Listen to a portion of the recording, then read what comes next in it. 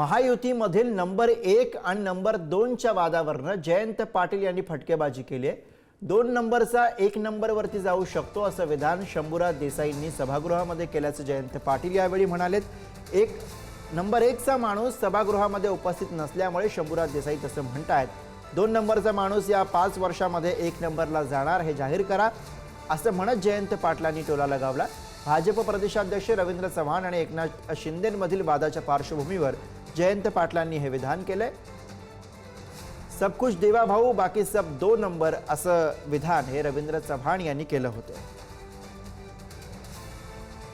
राज्य सरकार तुमचं येण्यात फायदा झाला लाडक्या बहिणीचा, पण 1 नंबरचा आमचा माणूस 2 नंबरला जाऊन बसला, हा तोटा महाराष्ट्राचा मोठा झालेला आहे। एकनाथ शिंदे साहेब असल्याच लोकांनी तुमचं नुकसान केलेलं आहे। एकनाथ शिंदे साहेब असल्याच लोकांनी तुमचं नुकसान केलं, तुम्हाला ते सारखं समजावून सांगतायत, काय हरकत नाही। 1 नंबर हा 1 नंबरच असतो, 1 नंबर हा 1 नंबरच असतो। 2 नंबरला देसाई शंभूराजे काय म्हणतायत की 1 नंबरचा 2 नंबर जाईल तर 2 नंबरचा 1 नंबरही जाऊ शकतो। ते आता 1 नंबर इथं नाहीये म्हणून असं तुम्ही म्हणताय।